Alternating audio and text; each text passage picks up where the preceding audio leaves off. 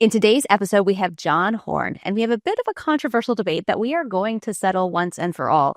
Can Google Ads work for coaches and course creators? Some say yes, some say no. So stick around to find out what makes sense for you. If you want to build a legitimate, profitable online business without shiny objects, without the hypey gimmicks, and without the stress and overwhelm, if you want to make more money without having to be present online all day, every day, pumping out content that nobody sees and hustling DMs to generate leads and sales, then this is the place for you. Welcome to the Digital Trailblazer podcast, your online business university, where you'll learn how ordinary people start from ground zero with no influence, no email list or audience to sell to, and no business or marketing experience, and go from working 9-to-5 jobs to building successful 6- and 7-figure online businesses and all the steps in between. Learn the strategies that worked and what didn't. Learn the mistakes that they made and how to avoid them, and then learn their plans for scaling their businesses and taking things to the next level. All so that you can build your business faster and easier and make more money without sacrificing the things that are important to you in your life. I'm your host, Leah Ray Getz, and with me is my husband, Todd. Now, let's get to it with today's guest. Welcome, John. We are super excited to have you with us today and to settle this debate. But before we get into all of that, let's get a little background for our audience so they know a little bit more about you and where you're coming from. Absolutely. Well, thank you so much for having me. As you said, my name is John, and I am the CEO of StubGroup. We're a digital advertising agency and premier Google partner. And so we get to manage Google Ads and other platforms for all kinds of different clients across America and really the world. Awesome. That is wonderful. So have you worked with coaches on Google Ads? We have worked with coaches both successfully and unsuccessfully, hence the debate that you mentioned.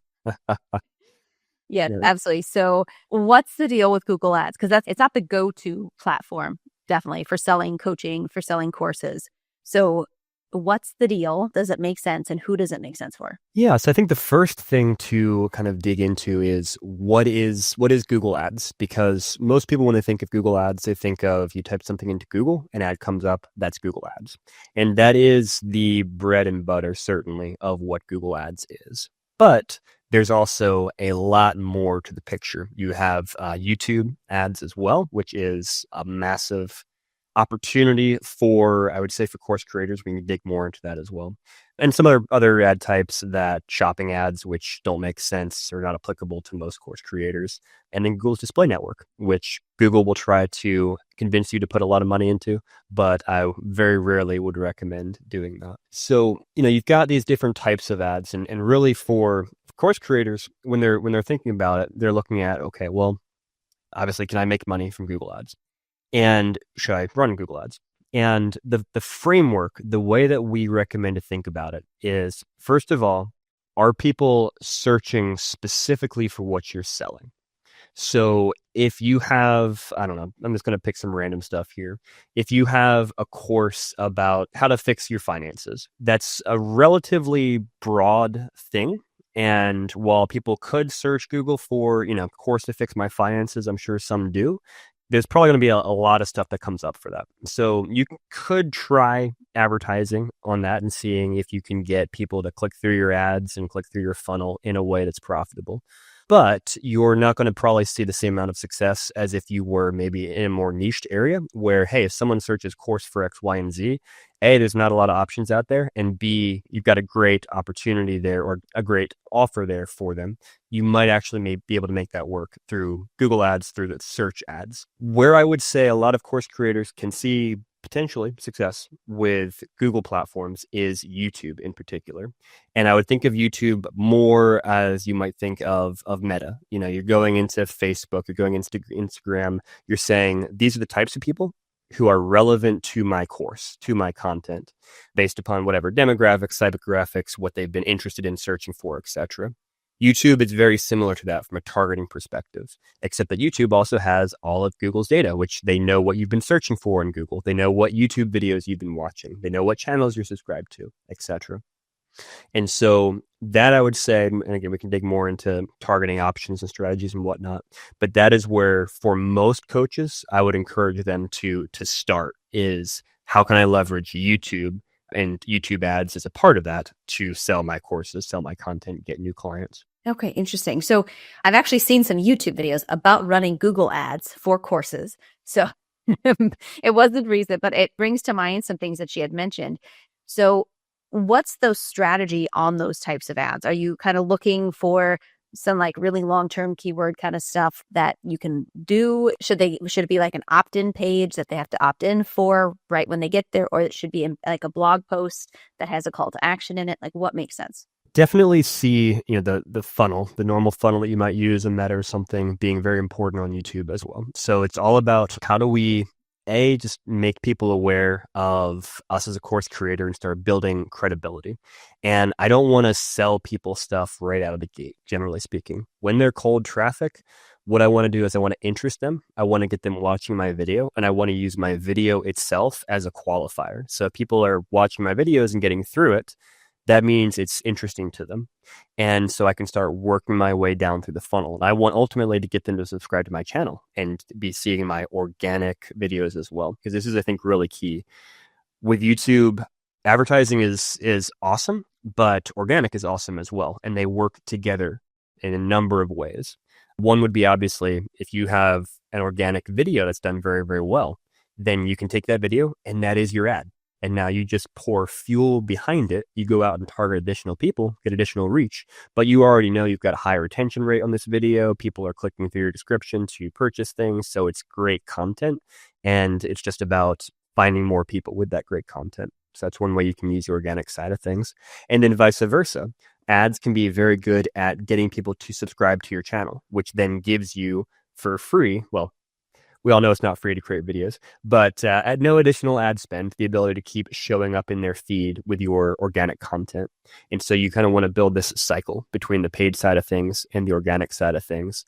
And again, look at that funnel. So cold traffic, people who don't know who you are, create awareness, create credibility, start working them down the funnel. And then at some point you can start giving them actual offers of, hey, click to our landing page to get X, Y, and Z and get into our email list and so forth. Okay. So basically we're using YouTube ads, or could you even use Google ads this way too? Like sending people to a blog post or to a video, and you're basically using this just to kind of build awareness and build an audience of subscribers and maybe even people on your email list. Is that what we're doing? You absolutely could use, Google ads, search ads for that as well. The challenge there is generally just the cost per clicks you're going to have to pay are so much higher on the search side of things. I mean, you could easily pay you could pay a couple dollars a click on the search side of things versus 5-10 cents a view on the YouTube side of things. So it's really a numbers game, and it's hard sometimes to make the numbers work on the search side, specifically for course creators and content creators. So if you were to do that, could you have them cookied then to now use a Facebook ad to like have a whole ecosystem where you're just showing up in multiple places? Absolutely. That's a really critical part of where I see this be successful for people in this space is that remarketing aspect of, okay, you got them to your website. Great. We're cooking them. Now we're hitting them back on Meta. Now we're hitting them back on YouTube as well with YouTube remarketing. We know that they did this. We know, hey, if somebody came to my website and they gave me their email address, now they're on my list, they're really, really warm. I want to show different content to them. I might show them a straight up sales pitch, whereas other people who haven't gotten there yet, they're not ready for a sales pitch. I'm still warming them up. And so you can be very strategic with those remarketing sequences on YouTube. Gotcha. It makes a lot of sense what you're saying here, because I remember early on in the days of Facebook ads, what a lot of people were doing before Facebook kind of nuked this. But what a lot of people were doing is that they were running ads just to get likes on their business page. And then once they got them to like their business page, they could post things on their business page. And it's basically free traffic, right? Because you post something on your page and like everybody who liked your page would see it. That doesn't happen anymore. Now it's like you post something on your business page and 0.1% might see it. So people swore out. I mean, once Facebook made that change to their algorithm and the reach of your business page posts, people just got so angry because they had spent all this money getting likes on their page and now it was basically wasted. But now we're basically doing the same thing with YouTube ads for 5-10 cents per view. We can get somebody to watch one of your videos that has already performed well, get them to subscribe. And so, yeah, and possibly even get on your email list, which definitely makes a lot of sense. So one of the things that I've heard kind of both sides of, people say that, yeah, it's a good idea. Sometimes people say it's not a good idea. But when you run ads to an existing video that is done well in the organic algorithm, and now you're running ads to it, does that affect its performance in the organic algorithm elsewhere, like in search and in browse features and things like that? That's a great question. It does impact it in terms of views. So views you get from advertising show up just like organic views do. And so that's obviously a big plus from a credibility aspect. Someone looks at your video like, you have a ton of views. Well, it doesn't matter if those are from ads or from organic, those are views. So that is beneficial. From a retention rate, so generally, the retention on videos served as an ad is often going to be less than organically because nobody wanted to see the ad when it came up. Hopefully you have a fantastic hook and offer and message, and so some people stick around. But the retention rate definitely will not be as high on the ad side of things as on the organic side of things. I don't know precisely how Google factors that into the kind of overall retention aspect of the ranking of the algorithm on the organic side of things. I don't think that you get penalized for that. In other words, I don't think that Google says, "Oh, well, they're running ads and retention rates dropped, and so I'm going to show this organically less often." I haven't seen that firsthand, but I also want to be careful to say I'm not 100% sure the answer to that. I know that because we've tried this strategy before in the past as well, where we took a video that did well and we just ran ads to it to see what would happen, try to get subscribers. And what I remember happening was that they actually separated the ad traffic from the other forms of traffic from an expert that we know, Daryl Leaves. We were in his coaching program for a while, and the way he explained it was that YouTube doesn't have an algorithm. It has several algorithms for each different placement. And so, yeah, there's an algorithm for browse features. There's an algorithm for search. There's an algorithm for homepage, right? There's a bunch of different algorithms that are running. And so that's why in your analytics, you can separate it by these different placements. And that's why your channel could be based off of browse features. Your channel could be a search-based channel, and your videos are showing up in different ways in different places. And so because of that, the way that it was explained to me was that it doesn't necessarily affect your algorithm in the other placements if you're running ads. I don't know if that's necessarily true or not, but that's just the way that it was explained to me. Yeah, that makes a lot of sense to me, and I would suspect that is correct. Okay, so when you're choosing a video to run an ad to in YouTube, what are the things that you're looking for to know that it's a good video as far as your analytics? It's a fantastic question. And it's interesting to answer because I've seen such a variety of types of videos do well or not do well. And so it's always a little bit difficult to pull a pattern because I've seen situations where, like, normally I would say, hey, keep it short, keep it sweet, keep it concise. And then I've seen hour-long tutorial videos do really well as ads because I don't know why exactly, but they got great engagement. They got people interested in clicking through to the channel and whatnot. A couple of things I would say, though, are you want to make sure that early on in the video, it's very clearly giving your branding, your name, your website name if you have a website, because for in-stream ads on YouTube, which is the ads, that come up and annoy you when you're trying to watch a cat video or whatever, people can skip after the first 5 seconds.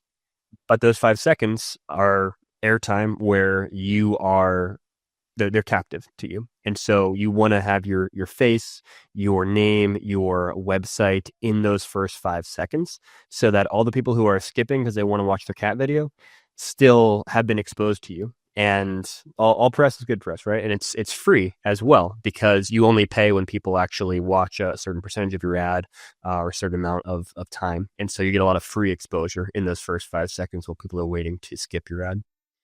So I'd say that's really important for kind of those first 5 seconds. And then another thing that you can do, this has less to do with the ad content itself, but more with kind of the call to action that you can run on YouTube along with the ad is, you can have a little option for people to tap on mobile or click on desktop with what you want them to do. And again, this should be very specific to where they are in the funnel. So if this is just cold traffic, they've never heard of you, usually don't sell them your course in that. It can be, hey, click to this other really popular video. It could be, go check out our channel. maybe it could be get our free ebook or something like that. But then as you work them down the funnel, again, you can get more aggressive and more towards the actual sale with those call to actions. One strategy I've seen work really well is for YouTube channels that have done a good job of building their audience of subscribers, running remarketing ads just to those subscribers with a very bottom of the funnel sale. I've seen that drive a ton of results because they know who you are, they're subscribed, they're interested, and yet people, they need calls to action. And you give them a call to action, here's what you want them to do, and boom, really inexpensive conversions from that. Nice. So these ads, are these always in-stream ads where it's in-stream ads would be the ones that are appearing when you click on a video and then you have to watch an ad before the video plays? Is that what we're talking about? Or are you also running like search ads where people search and then the first couple of results are ad-based results? Great question. So a lot of what we talked about so far is in-stream, like you said, but that other category is super important as well. So they call them in-feed ads, and that's where you type a search into YouTube, you see videos come up, and some of those videos are sponsored. And this is I think an often overlooked opportunity for a lot of people on YouTube, because Google loves to say this, it's the second biggest search engine in the world. People are constantly looking for information, especially if you have content or courses that relate to things people are going to look up. How do I do this? You've got a course about it. Well, that's a fantastic time for your video that's already doing well organically for you to pay to promote that and have that come up at the top or close to the top. And then people see you as a solution to what they're searching for, click in, start engaging with your content, etc. So generally, there are different types of ads, different types of campaigns. So you run them separately, and you kind of measure success separately as well. So for in-stream ads, one of the biggest metrics of success is how many people who are being served your ad are then actually watching beyond those first 5 seconds, watching 10, 30 seconds a minute, etc. With in-feed ad, it's really about, okay, how many people are clicking on it? Because that's the call to action. It's, you see these options in your feed, and then are they clicking? So thumbnail is incredibly important. Thumbnail and title, just like on the organic side of things, that's what's going to get people to click through on the in-feed side of things. Whereas with in-stream, thumbnail doesn't really matter at all because you're not seeing a thumbnail. So hook is what matters there. It's that first 5 seconds where they're stuck watching your video. That's where you have to convince them to keep watching the video because of how engaging and helpful it is. Okay. So I would assume that for an in-feed ad that's showing up in search, you're going to want to pick a video that, when you look at the analytics, has a high click-through rate versus something, if you're going to run it as an in-stream ad where it's showing on somebody else's video when they click and they have to watch an ad at the beginning. That's something where when you're looking at the analytics, you want something with a high retention rate throughout the video. Are there any other metrics that we're looking for as far as choosing which videos to run ads to? Like, are we looking for example, like subscribers? Like, that's another one that I know that we can see analytics for, is how many subscribers we got from a video. Would that determine anything as far as if we run ads to it or where we place it in the ads? Yes, that'd be another top metric I'd be looking at to see, are there outliers where this video is driving a lot of people to then subscribe to the channel, especially for those videos where you're at in the funnel, where you're saying, okay, I'm really trying to convert these people into subscribers. Those could be great videos to choose to then put some ad spend behind them and see if on the ad side of things, they also generate a lot of subscribers. So that I'd say be important. I would say one other thing we haven't really talked about yet, but that is incredibly big, for lack of a better word, right now on YouTube, is shorts. Shorts are the gateway for a lot of people into your content. Shorts get way more views on average in a lot of places I see than long form videos. And people just spend a ton of time watching shorts. And with shorts, you have the option also organically to link people to another video, link people to your subscribe page. And so people are seeing a lot of success with using shorts to basically get in front of people for the first time, get them interested, and then from there they go to the long form content, and then from there they may actually subscribe and then start engaging with the rest of that funnel. So that's another placement that is in shorts. That's right. You could think of it as in stream because it's similar and different to in stream for long form. With long form, you're watching X video, and then this video shows up as an ad, it finishes, and you keep watching the long form video. With shorts, you swipe up, and then you have a short that's an ad, and you can swipe up again to skip it if you don't want to, and keep going through.